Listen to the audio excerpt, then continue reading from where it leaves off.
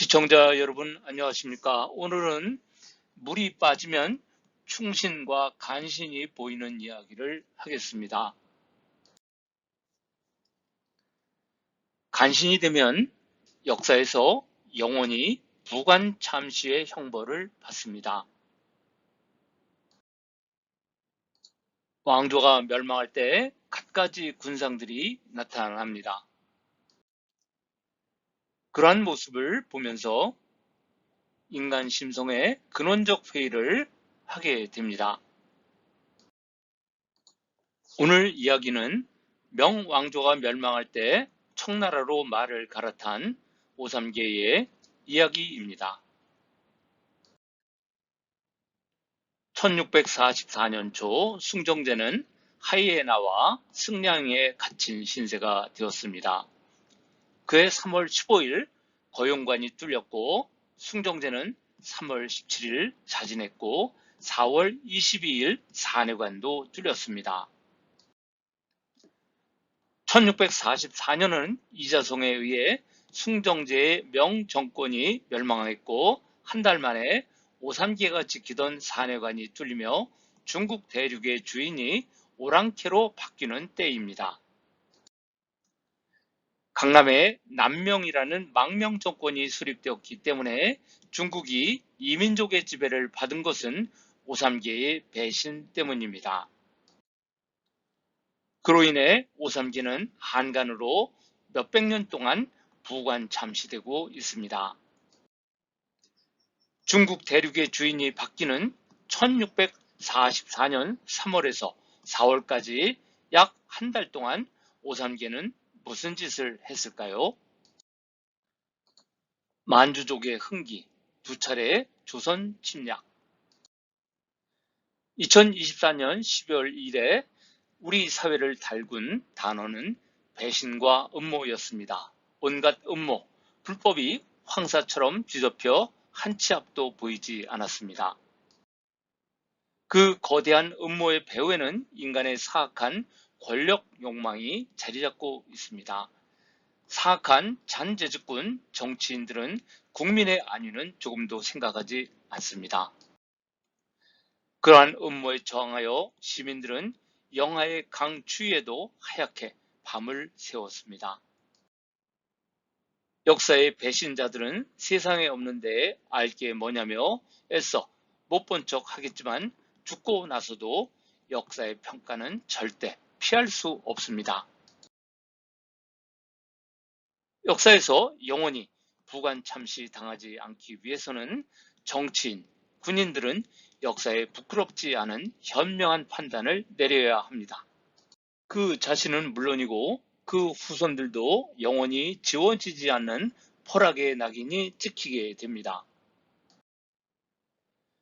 우범선, 우장춘의 부친인데 일본 낭인들을 이끌고 경복궁에 들어가 명성황후 살해에 가담했습니다. 그는 일본으로 망명했으나 고영근에 의해 처단되었습니다. 매국노 우범선의 나이 49세였습니다. 그의 행동은 산해관의 문을 열어준 오삼계의 행동과 닮았습니다. 신미 양유 때에 미국의 전함 알래스카호가 강화도를 공격해서 우리의 수비병들이 장렬하게 전사했습니다. 우리는 신미 양유 때 산화한 이름 없는 영웅들을 잊지 말아야 합니다. 이처럼 국가가 어려울 때 충신과 간신이 극명하게 보입니다. 중국 역사에서 배신과 관련되어 부관참시되고 있는 인물은 명나라 말기에 산해관을 방어했던 총병 오삼계입니다. 그는 결정적 순간에 산해관의 문을 열고 만주족을 끌어들여 중국이 300년 가까이 이민족의 침해를 받게 한 원흉이기 때문입니다. 이제 그 스토리를 시작합니다. 누르하치 17세기 초 명과 조선의 위기의 그림자가 다가왔습니다. 만주의 누르하치가 여진족을 통일하고 후금을 건국했습니다. 그림으로 보면 이렇습니다. 서쪽에는 이자성이, 만주에서는 누르하치가 흥기했습니다. 누르하치는 건주 여진 출신으로 금나라 여진족의 후예입니다. 그는 청년 시절 잣과 인삼을 무순의 마시에서 판매했습니다. 그는 요동의 수장 이성량에게 투신해 여러 차례 전공을 세웠고 1583년 누르하치는 건주자위 도지휘사로 임명되었고 같은 해 아버지가 남긴 군대로 20년간에 걸쳐 관외의 여진을 통일했습니다. 그리고 드디어 1616년 누르하치는 허투알라에서 후금을 세우고 칸이 되었습니다. 1618년 명만력 46년 누르하치는 7대안의 조소를 선포하고 반명의 깃발을 들었습니다. 사르후 전투.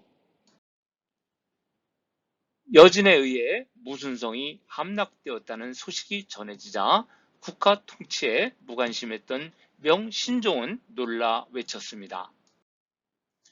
명신종은 사천, 감숙, 절강, 복건 등지에서 병력을 차출하여 요동을 지원하도록 했습니다. 명은 1619년 누르하치의 고향인 허투알라를 점령하기 위해 8만 병력을 급히 파병했습니다. 이때 명나라는 후금을 치기 위해 이의제의 정책을 취하고 조선에 제조지은이라는 압박을 가합니다. 그에 따라 1619년 2월 23일에 도원수 강옥립의 지휘 아래 1만 3천 명의 조선의 지원군도 압록강을 건넜습니다. 조명연합군과 후금의 전투는 시마, 사루에서 5일 동안 계속되었습니다. 이 전투에서 명의 군대 4만 명이 사망했고 강옥립도 8천 병력을 잃고 5천의 병력과 함께 항복했습니다. 조선의 4대 부들은 강옥립의 투항 소식을 듣고 그를 강노라고 성토했습니다. 1630년 권측의 한문 소설인 강노전이 나올 정도로 강옥립에 대한 비판 여론이 끌어올랐습니다. 그런데 강옥립이 항복한 것은 광해군이 강옥립에게 후금에 투항하라는 밀지를 내렸기 때문이라는 이야기가 있었습니다. 그와 관련하여 1619년 10월 명나라의 좌춘방 좌찬선 서광계는 조선이 후금과 내통하고 있다고 무고했습니다. 서광계는 후금의 압박으로 조선이 이미 후금과 친교를 맺었다고 예상했습니다. 그래서 조선을 감호해야 하며 조선에 착연할 인물로 자신을 추천했습니다. 그는 조선을 통자에 두고 후금을 견제하고자 했습니다.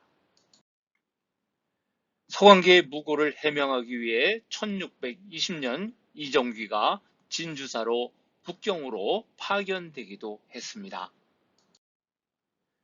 1620년 신종 만력제가 죽고 아들 광종이 즉위했으나 한 달 만에 홍환을 먹고 급사했습니다. 명나라에 국상이 2개나 났습니다. 그래서 16세의 소년 희종이 즉위하는 등 내부적으로 혼란이 심했습니다. 이보다 앞서 광해군 5년 1613년 조선에서는 계축옥사라고 하는 칠서지옥이 일어났습니다. 1613년 5월 문경세제 조령에서 상인을 죽이고 은을 강탈한 강도 살인 사건이 발생했는데 범인은 서자 7명이었습니다. 이들은 임목대비의 아버지 김제남과 모의하여 영창대군을 옹립하기 위한 거사자금을 마련하기 위하여 살인했다고 자백했습니다. 그러나 대북파 이점은 칠서자 강도 사건을 조작하여 영창대군과 연결시켰습니다. 결국 김제남은 사사되고 영창대군은 이듬해인 1614년 강화도의 유배 중에 강화부사 정항에 의해 증살되었습니다.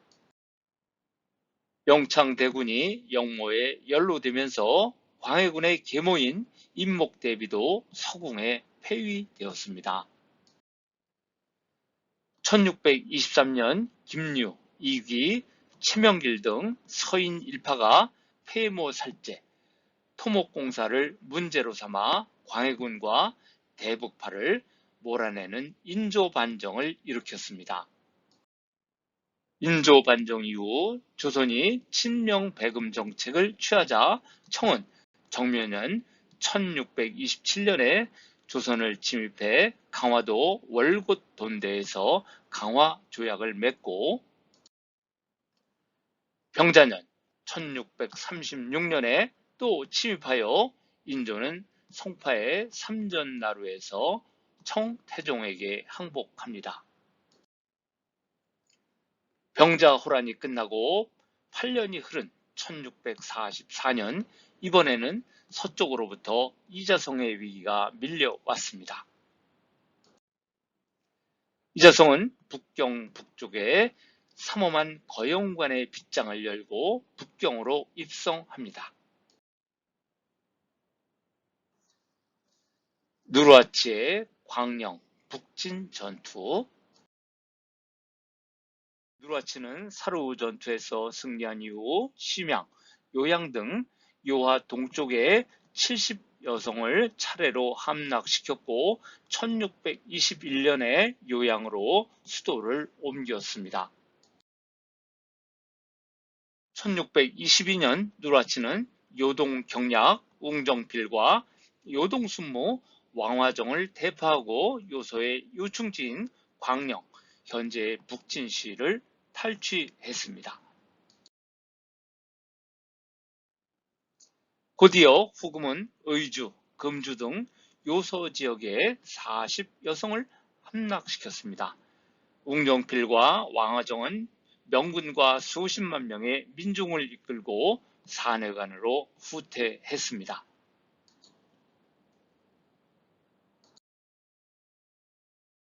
1625년 3월 누르하치는 수도를 심양으로 옮겼고 1626년 1월 원숭안이 지키는 영원을 공격했습니다.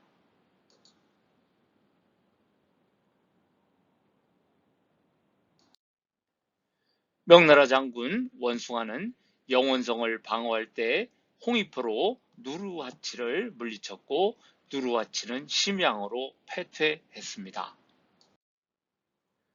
누르하치는 1626년에 영원 전투에서 패한 후 그해 7월 심양에서 사망했습니다. 그의 사인은 오랫동안 논쟁거리였습니다. 조선사람 이성령이 저술한 춘파 당일 월록에 누르하치가 영원 전투에서 중상을 입어 죽었다고 했습니다. 그러나 인조실록에는 모문용 휘하에 곡승은이 오랑캐 포로를 신문한 결과 오랑캐의 주장이 지난 7월에 육독병을 얻었는데 요동의 온정에서 목욕하였지만 병세가 점점 위독해져 심양으로 되돌아가는 길에 죽었다고 기록되어 있습니다. 이 정보는 공문서이기 때문에 신뢰도가 높습니다. 육독병은 악창, 독저인데 보툴리눔 독소증이라고 합니다. 보툴리눔균이 생산하는 독소에 의해 신경마비가 발생하는 질환입니다. 보툴리눔이라는 용어는 소시지를 뜻하는 라틴어 보툴루스에서 유래하였습니다. 절인 고기에 흔한 신경성 식중독이라고 하는데 식중독의 원인으로 소시지를 지목하였습니다.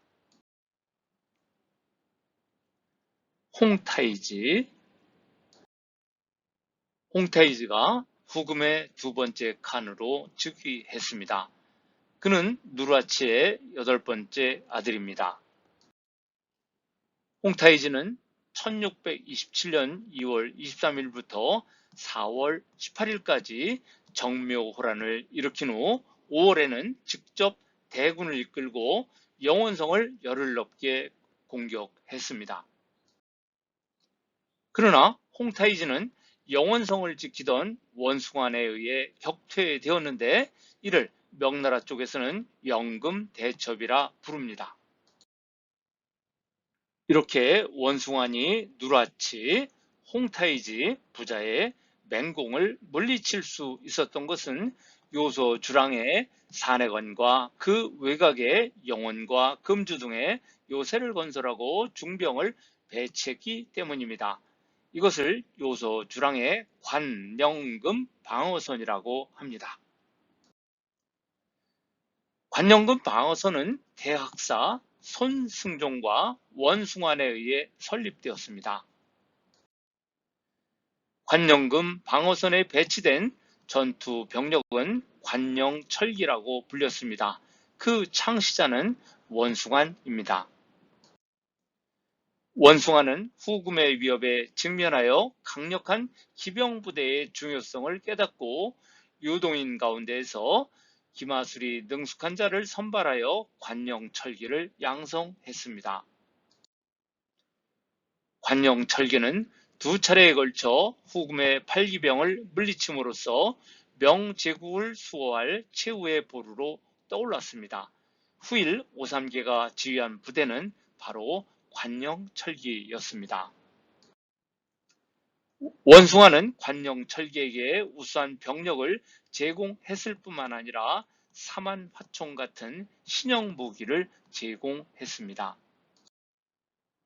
대학사 손승종과 원숭아는 요소 회랑에서 9개의 대성과 45개의 성을 복원하고 11만 명의 병력을 훈련시켰습니다. 이 관영금 방어선에서 사녀가는 후방의 중추이고 영원이 중심, 금주가 최전선이었습니다. 영원성은 가장 중요한 거점이고 두 차례의 영금 대첩에서 승리를 견인했습니다. 또한 금주와 영원 사이에 송산, 행산, 탑산 등의 작은 성을 20리마다 하나씩 쌓아서 중심 방어 체계를 갖추었습니다. 관의 8개 성은 금주, 의주, 송산, 행산, 탑산, 영원, 중우소, 전둔이입니다. 이러한 이유로 1640년 홍타이지는 명나라 관외의 금주, 송산, 행산, 영원의 네 성을 점령한 후 산회관으로 진입하는 전략을 세웠습니다. 숭정제는 홍승주를 요동으로 이동시켜 관영금 방어선의 방어력을 강화했습니다. 가장 앞쪽에 위치한 금주가 양측의 열점이 되었습니다. 금주를 지키는 사람은 조대수로 원숭안이 죽은 후 사실상 명군의 요동 방어의 중추가 되었습니다. 조대수는 금주의 수비를 강화했고 특히 홍타이지의 포위전에 대비하기 위해 많은 군량과 마초를 준비했습니다. 홍승주는 영원에서 8명의 총병, 보기 13만 명을 거느리고 1년간의 작전에 필요한 후방 보급을 지원할 수 있었습니다. 1640년 7월 홍타이지의 대군은 금주를 포위하기 시작했습니다. 하지만 그 포위망은 허술하여 명군은 1만 6천석의 곡식을 도시로 운반했습니다. 영원 방향에서 지원군이 끊이지 않은 것은 금주에 방어할 수 있다는 희망을 주었습니다. 홍타이지는 정친왕 칠하랑, 예친왕 도르곤, 예친왕 도도, 버일러 요토 등을 이끌고 공격했습니다. 1641년 7월 26일 홍승주는 영원에서 금주로 지원을 나갔는데 총 8명의 총병, 13만 명의 병력을 동원했습니다. 홍승주는 청군과 3번 싸워 3번 승리했고 청군은 어쩔 수 없이 60리 뒤로 물러났습니다. 조선인의 기록에 의하면 청나라 사람들은 한나라 군사와 맞서 싸웠고 봄부터 여름까지 청나라 대장 3명이 항복하고 2명이 전사했습니다. 칸은 그것을 듣고 울분으로 피를 토했습니다. 1641년 8월 15일 홍타이지가 심양에서 친히 대군을 이끌고 금주로 왔습니다. 그의 친정은 청군의 사기를 크게 북돋웠습니다. 홍타이지는 군대를 이끌고 탑산을 공격해 명나라 군대가 필가산에 저장한 곡물 12더미를 빼앗았습니다. 홍승주는 군량의 중요성을 알았기에 군량 창고를 필가산에 설치했었습니다. 이때 명군은 단 3일분의 식량만을 비축하고 있었습니다. 홍타이지의 필가산 공격은 명군의 결정적 타격이 되었습니다. 필가산을 상실하면 3일 후 명나라 대군이 식량 부족의 공포에 휩싸이게 된다는 것을 의미합니다. 전쟁이 시작된 지 3년째인 1642년 금주성의 식량 수송길이 끊기자 홍승주와 오삼계 등은 장기전 전략을 포기하고 포위를 뚫고 성을 빠져나올 수밖에 없었습니다. 명나라 군대는 밤을 틈타 포위를 뚫고 탈출하다가 서로를 짓밟아 수많은 사상자를 냈습니다. 이 전투에서 청나라 군대는 명나라군 53,783명을 참수하고 말 7,440필과 갑옷 9,346점을 획득했습니다. 청태종 실록에 의하면 명나라 군대가 도망쳐 산과 들판을 가득 메웠고 행산 남쪽에서 바다를 따라 탑산까지 죽은 자가 헤아릴 수 없이 많았다. 홍승주는 포위망을 뚫지 못하고 만여 명의 패잔병을 데리고 송산에서 약 반년 동안 사수했지만 1642년 2월 18일에 식량이 바닥나면서 포로가 되었습니다. 3월 8일 금주를 지키던 조대수도 포위된 지 1년 만에 항복했습니다. 탑산성은 수천 명의 군민이 끝까지 싸우다가 도살되었고 행사는 작은 성이라 항복을 선택했습니다.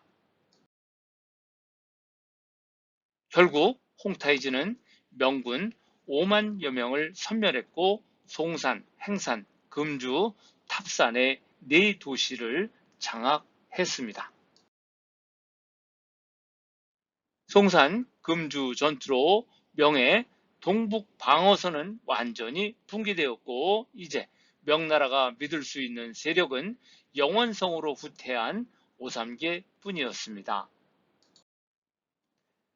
국내 농민 반란 세력인 이자성도 다시 살아나며 북경을 위협했습니다. 이제 명나라의 모래시계는 종말이 얼마 남지 않았습니다.